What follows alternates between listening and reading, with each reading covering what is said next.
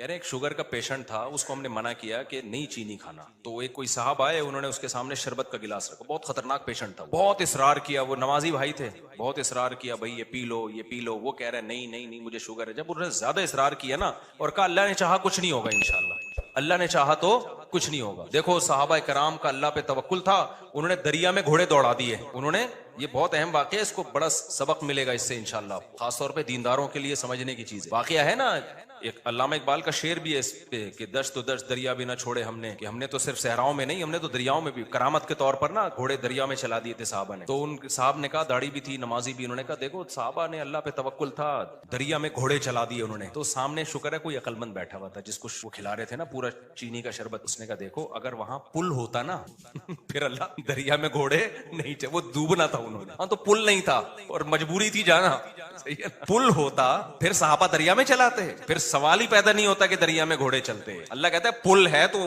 جاؤ نا, یا پل بنانے کا ٹائم ہوتا تو بھی نہیں. یہ جو قسطنطنیہ میں سلطان محمد فاتح نے قسطنطنیہ اور یہ جو آج کا استنبول ہے جب یہ فتح کیا تھا, تو اس نے کوئی دریا میں تھوڑی گھوڑے چلا دیے تھے. ان کا یہ جو استنبول کا جو قلعہ ہے نا آج جو 4000 سال جس کی پرانی تاریخ ہے, میں نے وہاں جا کے ولاگ بھی بنایا ہے, یہ ترکی کا جو مشہور قلعہ ہے, یہ تو عیسائیوں کے ہاتھ میں تھا, بہت مضبوط عیسائیوں کی اسٹیٹ تھی, اور نبی صلی اللہ علیہ وسلم نے خوشخبری سنائی تھی کہ نعم الجیش جیش یغزو القسطنطینیہ, فرمایا سب سے بہترین لشکر, کیا ہی خوب لشکر ہے جو قسطنطینیہ فتح کرے گا. آپ مکہ میں اور ترکی کی فتوحات کی خوشخبریاں دے رہے ہیں. ہمارے نبی کا یہ ویژن دیکھو, ایک پیغمبر جو نہ لکھنا جانتے ہیں نہ پڑھنا جانتے ہیں, لیکن کتنے کانفیڈنٹلی وہ کہہ رہے ہیں کہ کیا خوب لشکر ہوگا جو قسطنطینیہ کو فتح کرے گا, اور خوشخبری دی, جنت کی بشارت دی. اسی وجہ سے مسلمان فاتحین شروع سے لگے ہوئے تھے اس میں, لیکن نہیں ہو پا رہا تھا. تو سلطان محمد فاتح نے کیا کیا, وہ بھی فوجیں لا کے بٹھا دی, لیکن اتنا مضبوط قلعہ ہے وہ جا ہی نہیں پا رہے بھائی.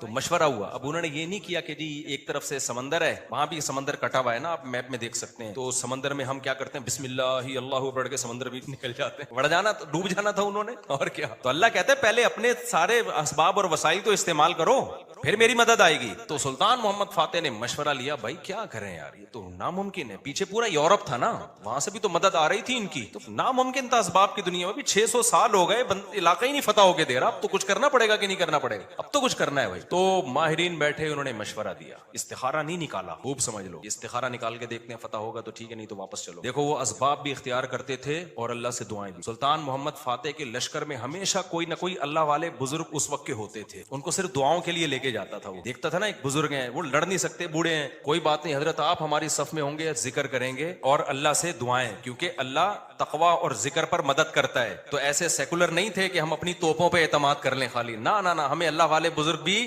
چاہیے. تو ایک نہ ایک بزرگ اس کی صف میں ہوا کرتے تھے جن کا کام ہے اللہ سے دعائیں مانگنا, خود بھی مانگتا تھا, لیکن بھائی ہم, وہ اپنے آپ کو سمجھتا تھا ہم اس لیول کے نیک نہیں ہیں, تو ایسے ایک بزرگ ہوں گے, ان کی برکت ہوگی, اللہ میں فتح دے گا. اور دوسرا اسباب بھی دبا کے استعمال کیے انہوں نے. سلطان محمد فاتح نے جب دیکھا نا یہ اتنا بڑا قلعہ اور اتنی چوڑی دیوار, میں نے وہ ولاگ پہ آپ دیکھ لیں, اس کو اتنی چوڑی دیوار ہے بھائی, اس پہ تو پوری بیل گاڑیاں چلتی تھی دیوار کے اوپر, امپاسبل, ناممکن اس کو فتح کرنا. تو سلطان محمد فاتح نے بزرگ بھی رکھے اپنے پاس, اللہ اللہ بھی ہو, ذکر بھی ہو, اور پھر اپنے انجینئرز کو آرڈر دیا, دنیا کی سب سے بڑی توپ بنائی اس وقت اس قلعے کو فتح کرنے کے لیے, جس کو دیکھ کے آدمی, وہ توپ میں دیکھ کر آیا ہوں اس کا ڈیزائن, یا شاید وہی توپ رکھی ہوئی مجھے یاد نہیں ہے. اتنی بڑی توپ بنائی ہے نا, اس سے جو لوہے کا گولا نکلے گا تو دیوار میں کچھ ہلائے گا تھوڑا سا, وہ دیوار کچھ ایسے, جب 1000-2000 گولے نکلیں گے تو شاید دیوار میں کچھ دراڑ آ جائے. اتنی اسٹرگل کی اس نے, اور اتنے لوگ, ہم نے تو ترکی میں نا انہوں نے وہ بنایا ہوا ہے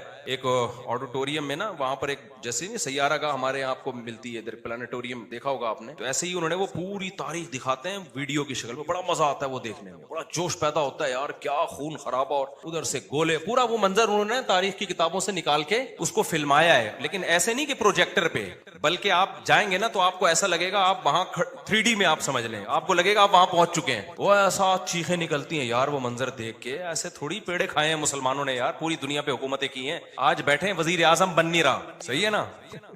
بہت محنتیں کی ہیں. مسلمانوں کا ماضی بڑا خدا کی قسم شاندار تھا. میں بار بار کہتا ہوں نا, ایک گورے کی ویڈیو بھی میرے موبائل میں پڑی ہوئی ہے. وہ لندن میں یا امریکہ میں بھول گیا, یونیورسٹی میں وہ گورا لیکچر دے رہا ہے. ابھی میرے موبائل میں ویڈیو پڑی ہوئی ہے. وہ گورا لیکچر دے رہا ہے. گورا کہہ رہا ہے تو وہ کالا, لیکن گورا اس سینس میں کہہ رہا ہوں کہ امریکن ہے, اس سینس میں کہہ رہا ہوں. یا تو میرا خیال ہے امریکن ہے, یو کے کا نہیں ہے. وہ ان کا جو لب و لہجہ ہے نا, وہ امریکن لب و لہجہ. وہ یونیورسٹی میں لوگوں کو بتا رہا ہے کہ ونس اپون اے ٹائم, ایک ٹائم تھا کہ آپ کو مسلم سائنٹسٹ کے علاوہ دنیا میں کوئی سائنسدان نظر ہی نہیں آتا تھا. ہر فیلڈ میں کون سا سائنٹسٹ تھا؟ مسلمان. اور وہ کہہ رہا ہے کہ فلکیات کے علم میں مسلمانوں نے اتنی ترقی کی تھی. پھر بغداد کی یونیورسٹی کا نام لے رہا ہے, وہ بغداد میں جو ہماری خلافت تھی. تو وہ کہہ رہا ہے کہ آج بھی جتنے ستاروں کے نام ہے نا انگلش میں, سارے عربی سے آئے ہیں. سارے کہاں سے آئے ہیں؟ یہ عربی سے آئے ہیں. مسلمان یہ کام بہت پہلے کر چکے تھے. بڑا شاندار ماضی تھا ہمارا, لیکن ایسا ختم ہوا, ایسا لگتا ہے ہم ہمیشہ سے ہی اسی طرح ہیں. ہمیشہ سے ہی ہم سے وزیر اعظم بن ہی نہیں پایا کبھی. ایسا نہیں ہے, ماضی ہمارا اور زیادہ پرانا ماضی نہیں ہے. 150-200 سال سے زیادہ پیچھے کی بات نہیں ہے. یہ چند غلطیاں ہوئی ہیں جس کی سزا ہم بھگت رہے ہیں. اس میں مذہبی لوگوں سے بھی ہوئی ہیں, حکمرانوں سے بھی ہوئی ہیں, دونوں طبقوں سے ہوئی ہیں. کسی ایک طبقے کو آپ ذمہ دار نہیں ٹھہرا سکتے. اس میں ایک بہت بڑی غلطی یہ ہوئی ہے کہ مذہب کو سائنس سے کیا کر دیا, الگ کر دیا. بہت بڑی مسٹیک ہوئی ہے. جبکہ ہمیں داؤد علیہ السلام, سلیمان علیہ السلام کے واقعات میں کیا ملتا ہے؟ اللہ نے سلیمان علیہ السلام کو جب دنیا کا حکمران بنایا ہے تو اللہ نے اسباب اور وسائل بھی دیے تھے ان کو. وہ اسباب کیا تھے؟ لوہا ان کے ہاتھ میں پگھلا دیا اللہ تعالیٰ نے. داؤد علیہ السلام کو حکم دیا زرہیں بناؤ, زرہیں. اللہ کہہ دیتا کہ اے داؤد, تو زمین پر حکومت کرے گا, لڑائی کرے گا, زرہیں بنانے کی ضرورت نہیں ہے. آیت الکرسی پڑھ کے ہر مجاہد پہ پھونک لگائی, دم کیا, دشمن کی تلوار چلے گی نہیں. یہی چل رہا ہے نا آج کل. داماد انسان کا بچہ نہیں بن رہا, آیت الکرسی پڑھ کے پھونکو اور اس کو جو ہے وہ تعویذ کرا دو تو ٹھیک ہو جائے گا. پوری 10-10 سال دامادوں کے ٹھیک کرنے میں بیٹیوں کی زندگیاں تباہ کر دیں. قرآن کیا کہتا ہے؟ ان خفتم اللہ یقیما حدود اللہ. حدود اللہ پہ قائم نہیں رہ سکتے بھائی, خلا لینے کی کوشش کرو اس پاگل سے. 2-3 موقع دے دیے ٹھیک ہونے کے, ہو گیا ٹھیک ہے, نہیں تو اگر برائی اس قابل ہے کہ برداشت کے قابل ہے تو برداشت کرو. بلا وجہ گھر نہیں توڑنا چاہیے. بالکل برداشت کے قابل نہیں ہے, جان چھڑاؤ بھائی اس آدمی سے. نہ میں نہ جانتا ہوں نا ایسے لوگوں کو, 30-30 سال ہو گئے کہ نہیں جی اللہ کے ہاتھ میں دل ہیں, اللہ جب چاہے گا میرے داماد کا دل چینج کر دے گا. اس امید پہ 30 سال گزار دیے اور بیٹی پاگل ہو گئی. میں نے کہا 30 سال کے بعد آپ آ رہے ہو کہ خلا لینا ہے؟ کہہ رہے ہیں بھائی وہ اللہ کے ہاتھ میں دل ہے. تو میں نے کہا اللہ کے ہاتھ میں ہے, لیکن اللہ نے کہا کہ میں گھماؤں گا. ہم کب کہہ رہے ہیں کہ اللہ کے ہاتھ میں نہیں ہے؟ اگر ہمیں پتا ہوتا کہ اگلے سال اللہ آپ کے داماد کو ٹھیک کر دیتا, میں کہتا چلو 1 سال اور انتظار کر لو. اللہ کے ہاتھ میں ہے, لیکن گھمائے گا کہ نہیں گھمائے گا یہ اللہ نے نہیں بتایا. بلکہ اللہ نے جو بتایا ہے, انک لا تہدی من احببتا, آپ اس کو ہدایت نہیں دے سکتے جس سے آپ محبت کرتے ہو. یہ تو حضرت ابو طالب کے بارے میں نازل ہوئی ہے کہ نبی کے چچا ایمان نہیں لائے تو نبی غمزدہ تھے. اللہ نے فرمایا کہ آپ جس سے محبت ہے ہدایت نہیں ملے گی, اس کو ملے گی جس کو اللہ چاہے گا. اور چاہے گا کس کو؟ جو خود چاہے گا. یہ بھی قرآن کہتا ہے جو خود چاہے گا اسی کو ملے گی. جو خود نہیں چاہے گا تو بھائی چاہے نبی کا چچا بھی ہو نہیں ملے گی. تو میں نے کہا بھائی نبی کے چچا کو نہیں ملی ہدایت, آپ کے داماد آپ کے نبی سے بھی آگے ہو, تو ہم تو گراؤنڈ ریئلٹی کو دیکھ کر فیصلہ کریں گے. 1 سال بہت ہوتا ہے کسی کو تجربے میں. اب انسان کا بچہ نہیں بن رہا, نہ نان نفقہ دے رہا ہے, وہ بے تحاشا مارتا پیٹتا ہے, ٹارچر ذہنی کر کر کے اس کو بیچاری کی زندگی بیڑا غرق ہو گیا. میں نے کہا خود ہی مر جائے گا, تھوڑے دنوں میں خلا کے تکلف کی ضرورت کیا ہے, طلاق لینے کی کیا ضرورت ہے. اسلام جو ہے نا وہ دقیانوسی نہیں سکھاتا میرے بھائی. مسلمانوں نے ایسے ہی نہیں دنیا پہ حکومتیں کر لی ہیں. داؤد علیہ السلام کو اللہ نے, داؤد علیہ السلام قرآن کہتا ہے نا پوری دنیا پہ داؤد علیہ السلام نے, پوری دنیا نہ بھی ہو, دنیا کے ایک بہت بڑے حصے پر جو حکومت کی ہے, تو قرآن کیا بتاتا ہے کیسے کی حکومت, کیسے کی حکومت, پھونکے لگا لگا کے کی. قرآن ان کی عبادت کا بھی تذکرہ کرتا ہے. دن میں روزہ رکھتے تھے, راتوں کو تہجد پڑھتے تھے, اس کا بھی تذکرہ کرتا ہے. یہ بھی ضروری ہے, ورنہ ایک سیکولر فوج میں, مجاہدین میں اور ایک مذہبی لوگوں میں کوئی فرق نہیں رہے گا. اللہ کہتے ہیں جب تم اللہ کی راہ میں لڑو گے کثرت سے اللہ کا ذکر کرو, کیونکہ تم لڑ رہے ہو اللہ کی مدد پہ, تو اللہ کو یاد بھی تو رکھو نا. لیکن ساتھ ساتھ اسباب اور وسائل بھی خاندانی طریقے سے استعمال کرنے ہیں. تو اللہ نے داؤد علیہ السلام کو کیا کہا؟ زرہیں بنائے لوہے کی. اور کیسے کہا؟ یہ بھی نہیں کہا کہ بنا دیں بس, باقی میں خود ہی جوڑ دوں گا. قدر فی السرد, ان کی لڑیاں جوڑنے میں بھی اندازوں سے جوڑیں کہ کیسے. اس اندازے کا مطلب کیا ہے؟ کیونکہ جب زرہیں بنائی جاتی ہیں نا, لوہے کے لباس جو جنگ میں استعمال ہوتے ہیں, تو ظاہر ہے جس فوجی کے لیے, جس مجاہد کے لیے بنوائی جا رہی ہیں, اس کو لیٹنا بھی ہوگا, اس کو بیٹھنا بھی ہوگا, اس کو گھوڑے پہ چھلانگ لگا کے بیٹھنا بھی ہے, تو وہ موویبل ہوں, وہ مڑ سکیں آسانی سے. تو اس کے لیے بہت ٹیکنیکل طریقے سے اس کو ایڈجسٹ کرنا ہے. تو قدر کا مطلب اس کی ایڈجسٹمنٹ بڑی خاندانی ہونی چاہیے. نہیں آئی میرا خیال ہے بات سمجھ میں؟ یہ بھی نہیں کہا کہ اللہ میاں نے کہ زرہیں بنانے رسی سے جوڑ لینا. یہ ایک تار نہیں ہوتی جو الیکٹریشین کے پاس ہوتی ہے, یہ والی تار سے یوں کرنا. ہمارے یہاں جگاڑو کام ہو رہے ہوتے ہیں کہ نہیں ہو رہے؟ جاپان میں جگاڑو کام نہیں ہوتے. ہمارے ہر کام کیا ہے؟ کمپیوٹر کو بھی ٹھنڈا کر رہے ہیں, پنکھے پہ نہ آگے میں نے نیٹ پہ ایک ویڈیو دیکھی, سسٹم کو ٹھنڈا کرنے کے لیے ایک الگ سے پنکھا چلایا ہوا ہے جو کمپیوٹر کو کم اور آپ کو زیادہ ٹھنڈا کر رہا ہے, منہ پہ ہوا آ رہی ہے ڈائریکٹ اس کی. خیر, تو قدر فی السرد, مینجمنٹ اسلام کا ایک حکم ہے, صفوں کو سیدھا کرنے کا حکم ہے یا نہیں؟ اللہ میاں کہتے ہیں نماز پڑھنے آؤ, تھوڑے بہت آگے پیچھے ہو گئے کوئی مسئلہ نہیں ہے یار, قبول کرنے والا کون ہے؟ اللہ کر لے. نا نا نا, اتنی بھائی جب کھڑے ہو سیدھے تو پھر سیدھے ہونے چاہیے, ذرا سا بھی پیٹ آگے نکلا ہوا نہ ہو, سینہ آگے نکلا ہوا نہ ہو. نبی صلی اللہ علیہ وسلم اقامت کے بعد کیسے صفوں کو سیدھا کرتے تھے؟ مینجمنٹ آج دیندار لوگوں میں ختم, سارے باتیں الٹی ہو رہی ہیں, ان لاجیکل باتیں کروا لو. کورونا میں تو دماغ پی گئے تھے لوگ ہمارا, کووڈ پہ ہم نے کہا نا, ڈاکٹر کہہ رہے فاصلہ رکھو تو رکھ لو فاصلہ, ہر آدمی بھائی توکل کے چکر میں کورونا والا آدمی منہ پہ جا کے چھینک رہا ہے لوگوں کے, یہ کون سا اسلام ہے بھائی؟ خیر, تو وہ اس کی بات بڑی پیاری تھی نا, میں داؤد علیہ السلام کا بتا رہا تھا نا, کیسے زرہیں بنائی انہوں نے اور کتنی پاورفل حکومت, پھر فوج تیار کی ہے. پھر سلیمان علیہ السلام کو آپ دیکھ لو, ان کا تخت تھا, ہیرے جواہرات تھے, اور کیسا تاج تھا ان کا, یہ بھی بھرم کے لیے. اس میں ہمیں یہ بھی ملتا ہے کہ اگر بھرم ڈالنے کے لیے آپ کو اچھی ڈریسنگ کرنی پڑے اور خاندانی لائف اسٹائل ہو تاکہ سامنے والے پہ بھرم اچھے پڑے, تو یہ بھی شریعت کا حکم ہے. جیسے حضرت معاویہ رضی اللہ تعالیٰ عنہ کا بڑا شاہانہ لباس تھا, تو کسی نے حضرت عمر کو شکایت لگائی کہ یہ گورنر بنے اور اتنا بہترین خوبصورت لباس پہن کے چلتے ہیں پھرتے ہیں, یہ تو دنیا سے محبت کی علامت ہے.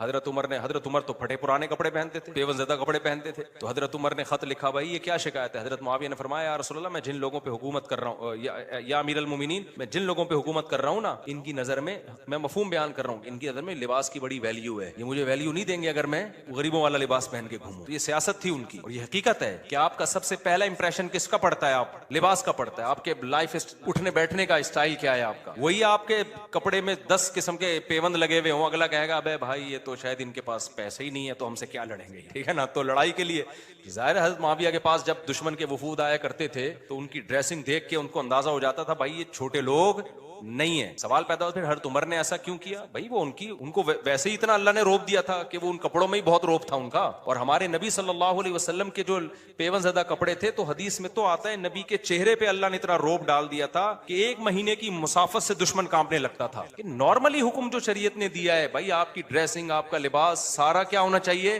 سوٹیبل ہونا چاہیے. کوئی چیز ایسی نہیں ہونی چاہیے جو سوسائٹی آپ کو کوئی گرا ہوا آدمی سمجھنا شروع کر دے. سمجھ میں آ رہی ہے بات کہ نہیں آ رہی ہے؟ نہیں آتی, لیکن جب رشتہ لینے جاتے ہو تو پھر آتی ہے. پھر نہا دھو کے ڈیٹول سے نا 3 پیس سوٹ پہن کے جائیں گے, پھر مجال ہے کوئی پیون زدہ کپڑے پہن کے چلا جائے. تو سادگی ہے تو پھر جانا چڈی دھوتی بنیان میں جا بھائی تو وہاں پہ, کیونکہ ہر وقت نا لوگ علماء کو یہ دیکھو سادہ ہونے چاہیے, ان کی پگڑی دیکھو, ان کے کپڑے دیکھو, اور ہمارے تو کوئی ہیں بھی نہیں. تو خیر, تو وہ میں جلدی سے وہ بتا دوں نا, وہ جو شربت کا گلاس رکھا نا, تو وہ ڈاکٹر صاحب مجھے واقعہ سنا رہے تھے, آج ہی کی بات ہے, شوگر کے بڑے اسپیشلسٹ آئے ہوئے تھے, گپ شپ تھی ان کے. تو وہ کہنے لگے کہ اس نے کہا کہ دیکھیں جو صحابہ نے دریا میں گھوڑے دوڑائے تھے نا, پل نہیں تھا وہاں پہ, اگر پل ہوتا تو وہ دریا میں گھوڑے نہیں دوڑا, اور اگر پل بنانے کا ٹائم ہوتا پھر بھی نہیں دوڑا.